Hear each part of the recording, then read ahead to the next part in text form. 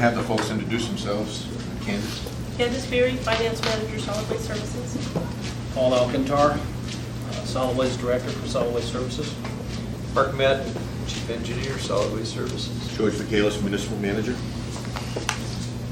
Jennifer Johnston, Assembly. And Patrick from Assembly. So, Madam Chair, we have already presented to the mayor their 13 budget, and they've given you basically what they provided to the mayor. And depending on how you want to do this, either have them give you a quick overview, or if you want to ask questions, we're prepared to do either. Why don't you go just a quick overview, and then we'll, Okay. Mr. Madden? And we'll defer to Mark. Well, in general, we don't have any major changes from what we've been doing in the past, with the exception of, in both utilities, in the past, we had a separate work group called vehicle maintenance. And what would end up happening is all of the cost for vehicle maintenance would accumulate there, and then we would have to redistribute them back to the disposal or collection utility. What in reality is that all of the guys who worked in the vehicle maintenance group for disposal were the guys out at the landfill, and all the guys at collections are the guys at the transfer station anyway. So what we did, what we're setting up for in 2013, is to eliminate the vehicle maintenance as a standalone group, and those bodies get absorbed into the disposal and collection units.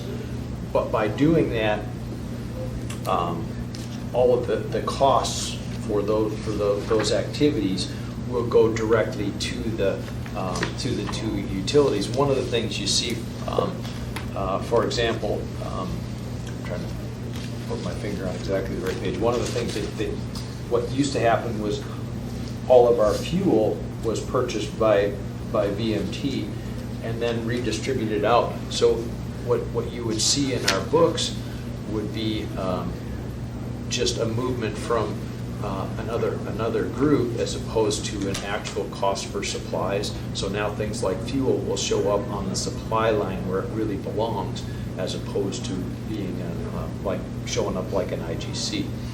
So that's probably the biggest change that we're doing from either utility standpoint. And then after that, the only rate changes that we're looking at is something we're looking to do right now or very soon, is to slightly modify the dumpster collection rates for the refuse collection utility. You know, when we changed the disposal rates back in April, that put a new burden onto refuse collections. And we sat down with Michael Burke, our rate consultant, and we kind of tore into all of the different charges and costs. And the reality is that the main cost that was kind of out of whack was the price of our 3-yard dumpsters, which is also one of our most common collection units. But what had happened over the years was, instead of reorienting the rates related to what the actual cost of service was, we had been just, every time disposal increased their rates or refuse collections needed more revenue, they would just raise the rate and then spread it proportionally. And so it had kind of worked out for most of the rates, except for that 3-yard, which had kind of gotten a little bit way out of whack, to be honest with you. And so what happened was, in Michael Burke's study, when you look at it, by just adjusting that one rate, it more than covers everything that the added burden from the disposal costs. And you know, on top of that, all of our rates are still less than whatever Alaska Waste is charging for comparable units. Did that imbalance occur because the 3 yards used a higher percentage of their available volume than other services, or what? I mean, what? Or is it the trucks more expensive to operate than the? Well, I mean, what's? What drove that, do you think? Excuse me. Same trucks. Basically, it's kind of the fact that there's so many of them. They use the same truck. It doesn't matter whether it's a 3-yard or a 6-yard. They use the same truck, and it takes about the same amount of time per unit. But as I say, because there are so many of those units, if it was off by a small amount, you didn't see it in the 6 yards because there's maybe 4 or 5% of our customers are 6 yards, whereas 75 to 80% of our customers are 3 yards. So that small equity, or that small inequity, becomes a big stone at that point. And how much was it off? Candace, can you? The rates that we're currently charging is $87.50 for a 3 cubic yard service once a week. And then the new charge would be $100. And then, and what is Alaska Waste? I've got it. About 115.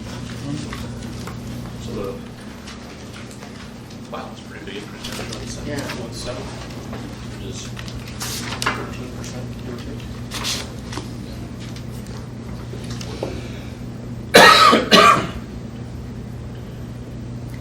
When you add in the rental charge, because the $18.75 that we charge, solid waste charges 104. Wait a minute, let me get this right. 104.45, and if we were in Anchorage, that's 146.50 that Alaska Waste charges. Including their rental rate. Yes, ma'am. And is that a month? That's for once a week for a month. That's a monthly charge for once a week service. The rental rate is monthly. Right. Their Alaska Waste rates are a little bit different if you live in Eagle River or Gerwood, as you And might how much? imagine. Just, So to compare to solid waste, it would be 146.50 and 104.45.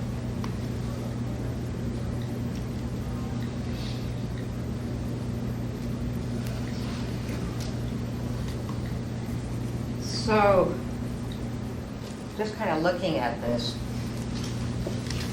in both divisions, your labor is going up.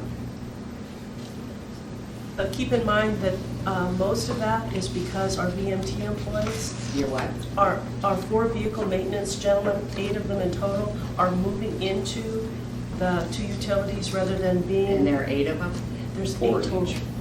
And how much is that for each of those utilities? How much? Yeah. I've got that.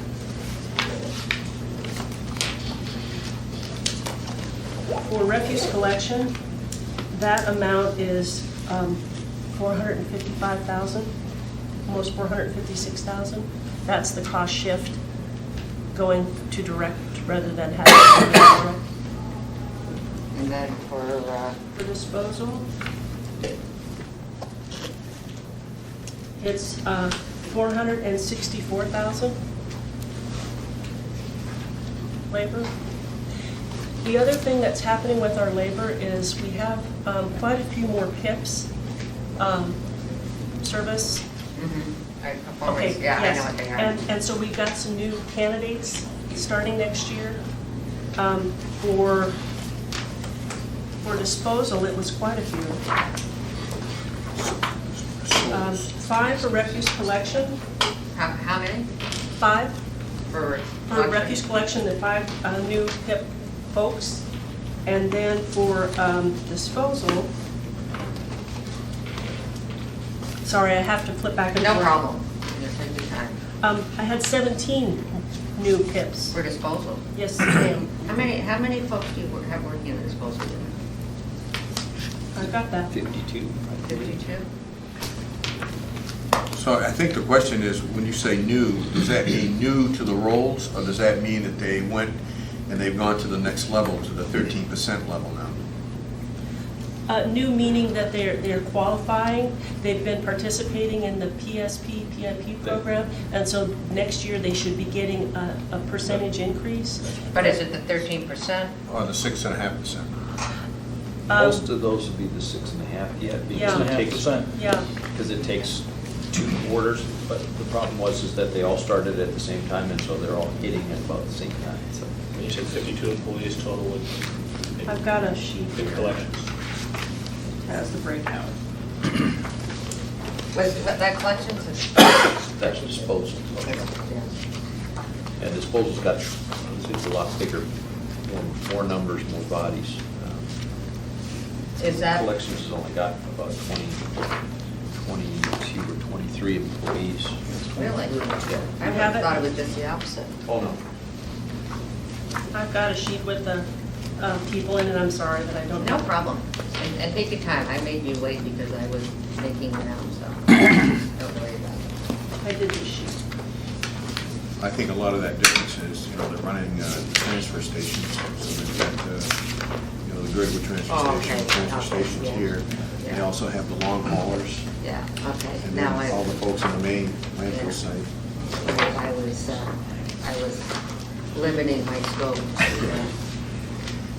out on Highland Road. Thank you. So for refuse collection, 28, for disposal, 67, and that's total, seasonal, part-time, Everything. everything. What do you have for, right now as far as funded but unfilled positions?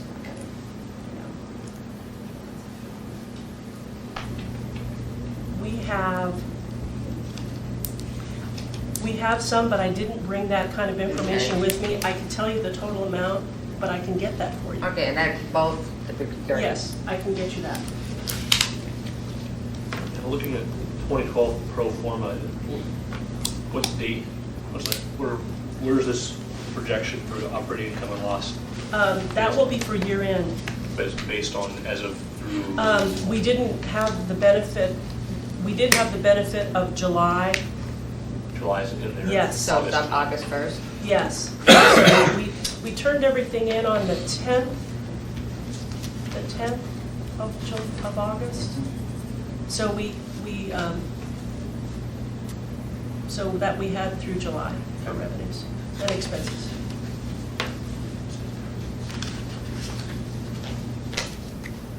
We'll make up for that minor loss in collections with that change to the dumpster tipping fee, or dumpster collection fee. When are we going to see that rate case go forward? That's a RCA requirement. No. right? No, We it did. doesn't. We It did. usually comes to you. We Oh, did, yeah. well, that's right, we Oh, did it ourselves, yeah. sorry. We just need to finalize the documents internally and then create the pay site, basically. is all we do. That's not as complicated as tipping. Right, because I mean, it doesn't as involve far anybody as, else. yeah. No. And so the idea is that it'll go into effect 1 January? That's We'd how I like to- budgeted. January 1. Yeah. Um, Probably good to get that confirmed sooner than later, just in case anybody has any questions. Just looking at your interest income and other revenue Yes, ma'am. Are you speaking of on the disposal? collections, Mhm. what's the big drop there? Well,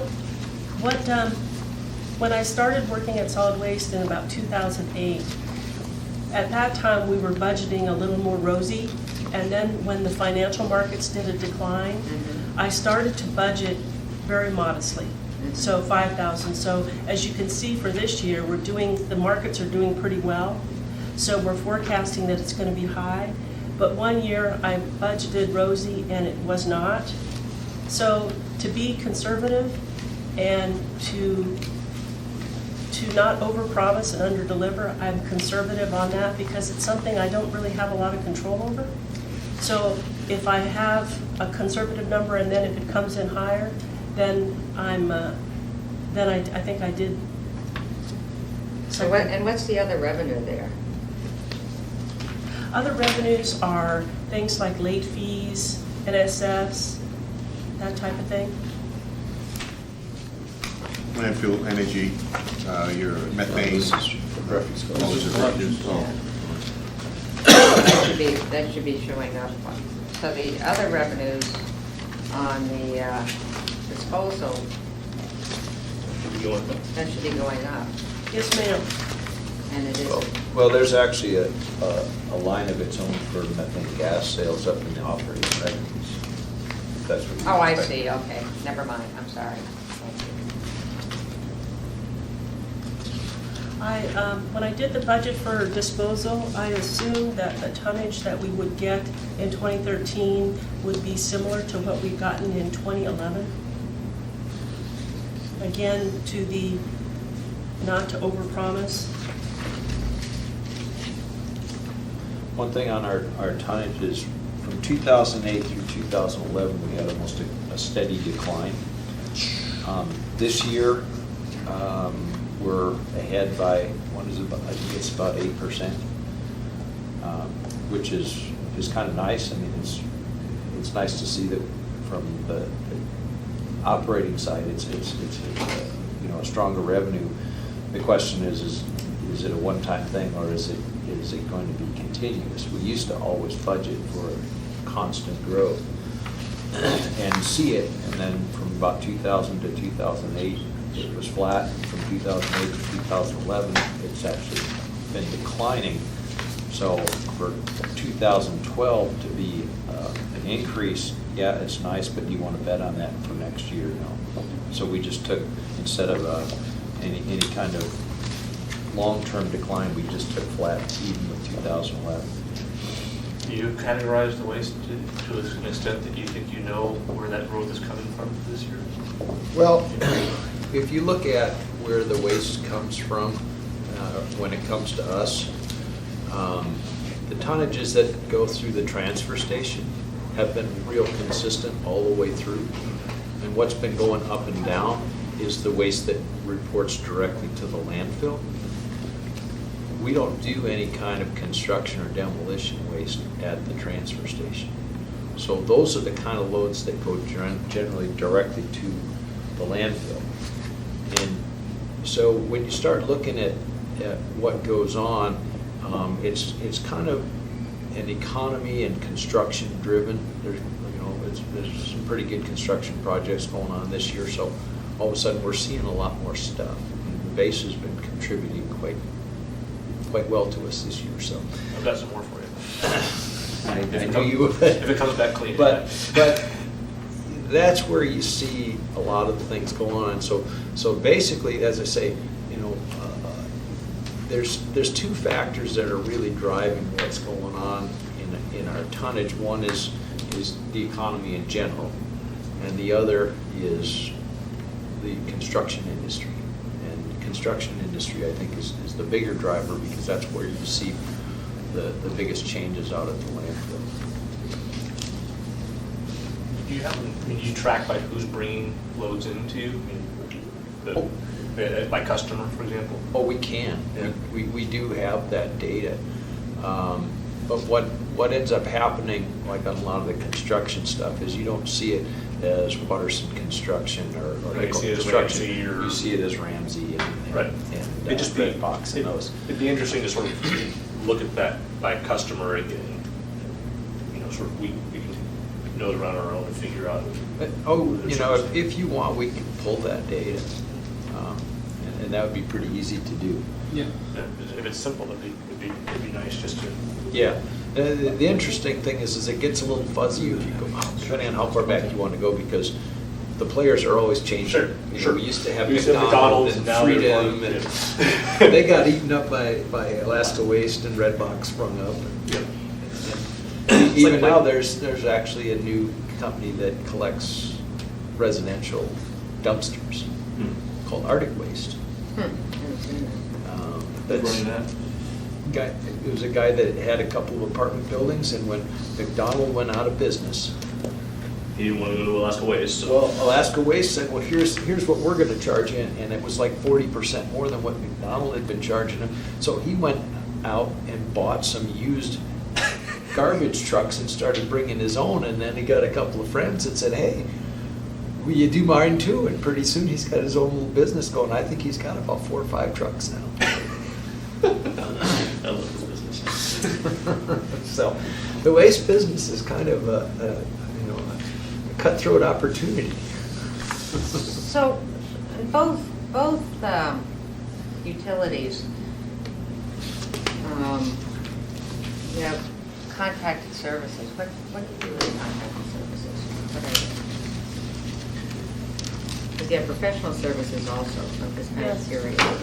So one of the things that for professional services that we have is we have bird control. Okay. And that actually went up this past year, $30,000, so I had to increase that. That's kind of one of the drivers for professional service for disposal. Do we get reimbursed for that?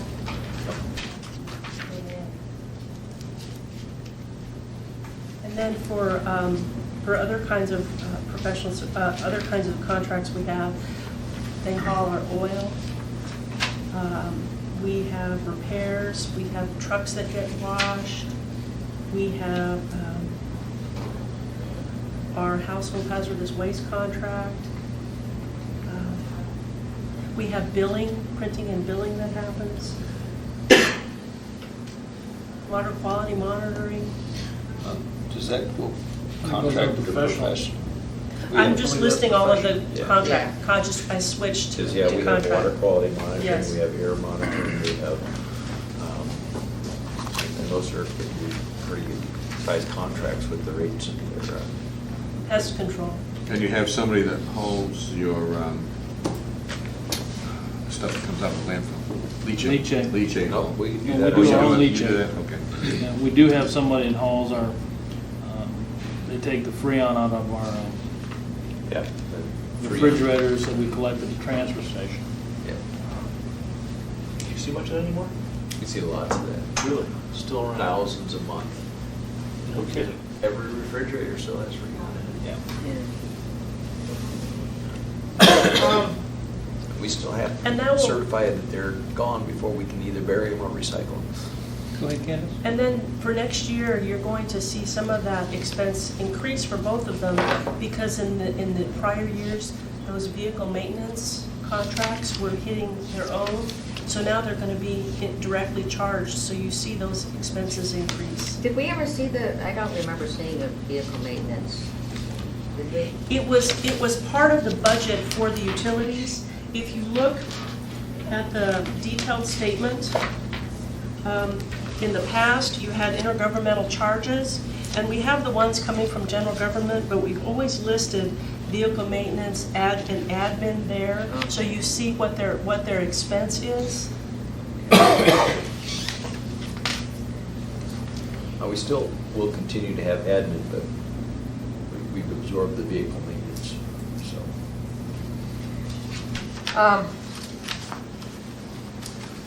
Well, I have to say, now comes the other shoe. Well, first of all, I noticed, so your workman's comp has continued to go down, right? Yay. Not yet. Or not continued, but it looks like I was going to say, looks like 2012 didn't go down, but you're proposing. What happened? I know a little bit about that. And it's because two reasons. One is that we have a culture of safety, and I think that you see that. And then also the way that the expense, the total expense for workman's comp and general liability, they have changed the way that the costs get allocated throughout the city. And so when Hal Homer came downtown and became the safety guy, he spoke with OMB, and they decided that how they wanted to apportion those costs by actual events rather than just by the number of bodies or whatever the previous allocation was.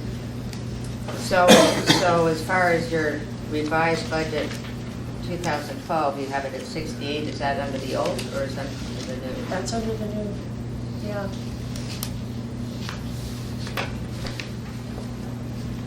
Well, as you know, legislatively, we kind of left solid waste services off the block last year because Mark was acting and we're waiting for a new person. But with both AWW and with ML&P, we actually have asked for either flat or decreasing budgets. And I think it's time for solid waste services to see. Not saying that you haven't done a great job of budgeting here, but it's time to see where you can squeak a little bit more out. Well, I think we pretty much got presented a tight budget. This is what we presented to the mayor. Really and truly, without making some drastic changes or increasing services, we're running pretty tight right now on what we presented. And I understand, I mean, you're both, I mean, I'm looking at operating expenses, let's look at the collection side. And so your labor total has gone up almost 23%, and your non-labor has gone up, not quite 19. But some of that labor increase, those is From the transfer, yes. Right, the transfer. Because So would it then, if you looked at the transfer, let's reword this. If you looked at the transfer of that department and putting it in, does that mean you've got a flat budget this year? it only, when you look at the sort of total function cost, the bottom line, if you will, both utilities expenses have only gone up 2%.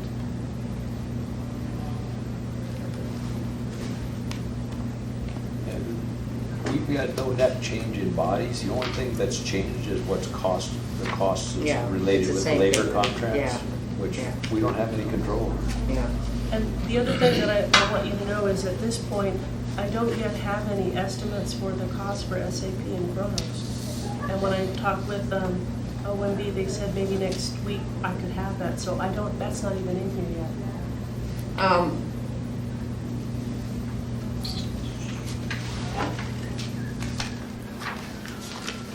Noting actually the discussion you had in here about the number of functions you have, the IT department performing, have you had some communications with the Kronos team about how you can leverage the SAP and technologies to Our reduce your... group has been involved with helping test and help design, but the budget person hasn't heard a number yet. Okay. So I'm hoping for that. Well, I still would like to see what you could do with a flat budget for labor and non-labor expenses. And you said and you're gonna get me what you have as far as funded but unfilled positions, right? Yes, ma'am. And then what you have for vacancy factor? We haven't really used a vacancy factor in the past. So those would be helpful. A lot of times what happens for, when you have a desk job and when you're not there, the work just piles up. But for a lot of the people who work at solid waste, there has to be someone in the seat or someone taking the money. So if we have a vacancy, someone's filling that seat or that role, so then we incur more overtime. Yeah, I mean, you're either gonna do it at straight time or overtime. Yeah, and that's through all your utilities. I mean, that's a one of the problems that we've had this year. For example, refuse collections, we went most of the summer short 3 to 4 bodies because we couldn't get people through the hiring process.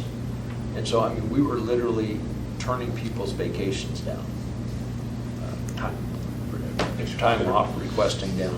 And there were days when everybody, including the only person that wasn't driving the truck was the general foreman, and he was answering the phone. But literally, we're going to see a lot of that again this coming year. Hopefully, we can do a quicker turnaround on it. But we've got a lot of guys that, in 1987, the disposal utility went from just a nice little landfill over at Merrill Field to this transfer station and landfill out here. So we've got a whole bunch of guys that are all hitting about that age. And I can think of at least 4 that are going to retire before summer. before next summer. For next summer. Well, and so that's why it's really important as far as the vacancy factor and just what's funded and unfilled, because that, you need to take that into consideration with your budget. Also, as you're looking at your labor budget, when you're replacing all of us aging baby boomers, there should be some cost savings in that. Well, to some degree, but you still have to remember, we have no control over those the labor contracts, and we've got 5 different labor contracts. Yeah. And with different variables in them. And I understand that. I mean, this is a chronic problem throughout the municipality. But- It's an issue. And then the other thing, just to elaborate, as you know, ER does have 4 vacancies, plus they're pretty strapped right now with the implementation of Kronos and SAP. And all of the departments have noticed that it's been very, very difficult, in a timely manner to get the hires on. Yeah. So the overtime has gone up in the departments as a result of that. And then the other thing is the guidance that the mayor had given the utility was that he wanted to see basically a continuation budget. And the only increases in the budget was for those increases that were contractual or labor related. So that's what they were tasked to provide, and that's what they have provided. Yeah, and that's fine, but as you remember last year, that was the same marching orders to the other utilities, and we as the assembly came in and said, no, we would like something a little bit different. And so, I'm just saying, I would like to see what would happen with a flat budget.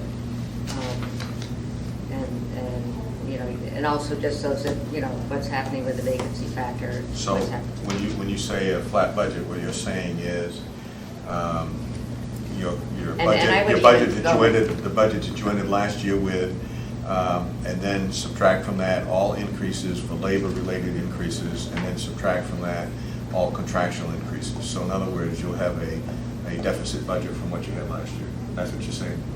Actually, that's what we did with utilities last year.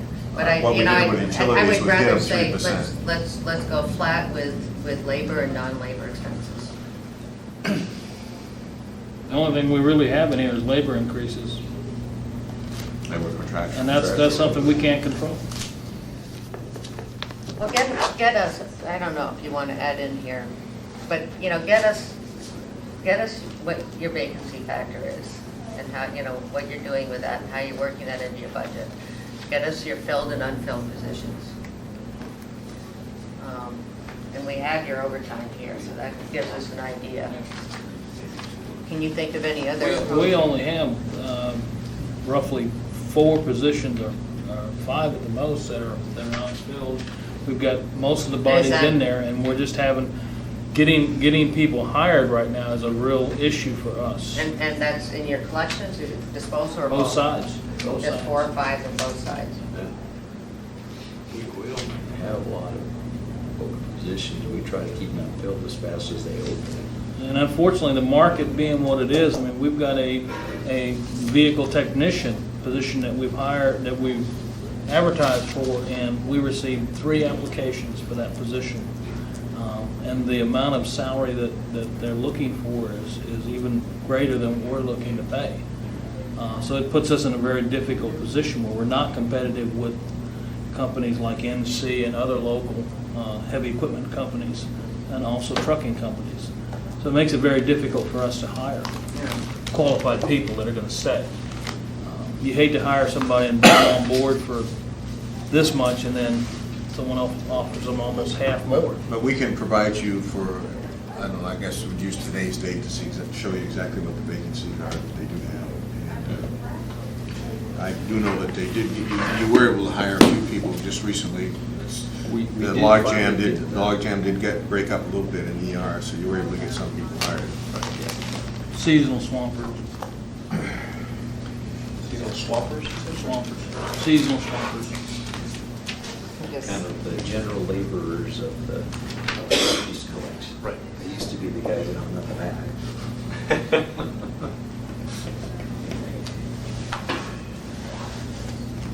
I know you got shucking dumpsters out from underneath covered areas. Some of Those guys. Yeah. Yeah. And just, one last, hate to pick on you guys, but it's our job.